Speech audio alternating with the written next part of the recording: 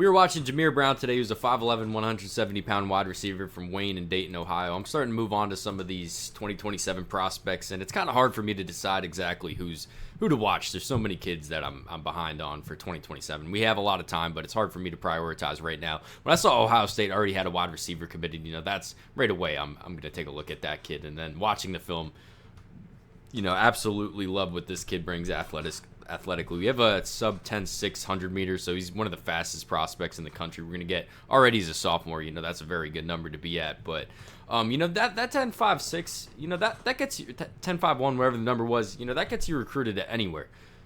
Ohio State, you need to show a bit more than just be fast in a straight line, I think. And you're already getting a very well-rounded athlete, very good change of direction ability. You're not going to see him do a whole lot besides route running wise, besides running a straight line, just because he's faster than everybody. And it's one of those things in high school football that you won't see. If you're the coach, even if you're Jameer Brown, why would you not just run in a straight line if you're faster than everybody? You're going to win every game just by giving this kid the ball and then ask him to go forward.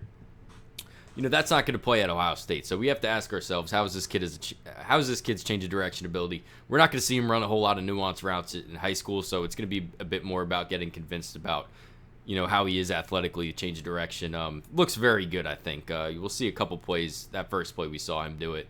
But going forward, we're going to see it again and again. Definitely has it athletically, just not going to see it in high school because of what he's asked to do. But that's fine.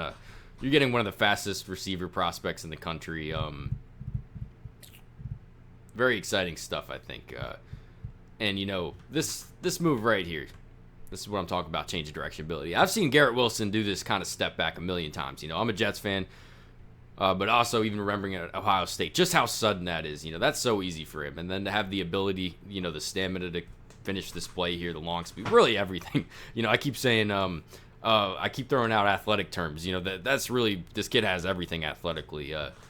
Very exciting stuff, for Ohio State to start molding him into a well-rounded receiver. He's got 2 more years in high school to work on some of this stuff, but to me, it's not even anything that he can pick up in high school just because he won't be asked to really do all that much besides running a straight line, I think. But, you see him with the ball in his hands, just how explosive, how easy the change of direction ability is. Really everything that you look for athletically in a receiver. We're not going to see a whole lot of him being physical.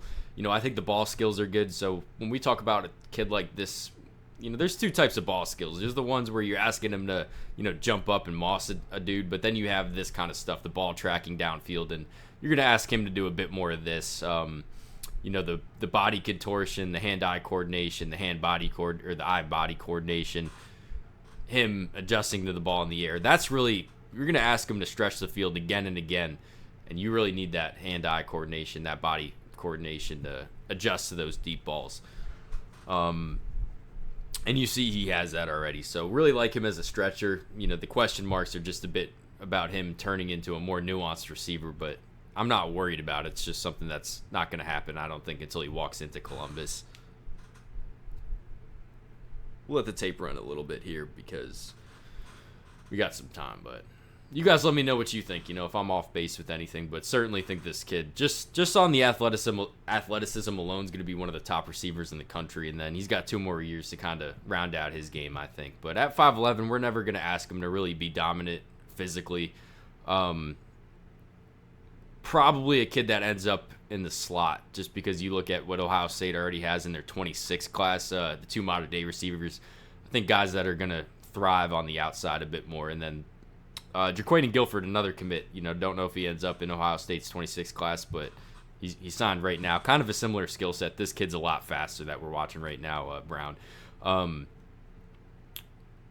I think Brown also has the skill set to kind of round out his game a bit more. And early, you're getting a field stretcher. Then down the line in his career, could be a very, very good receiver. I want to say one of the best Ohio State's ever had, but that's kind of a tough.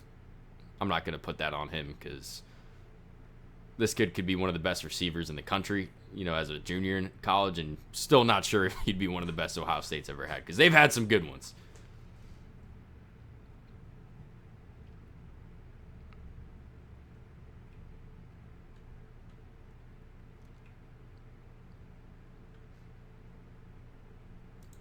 Anyhow, you guys let me know what you think about Jameer Brown, any other kids in this 2027 class you want me to watch. Thanks for watching.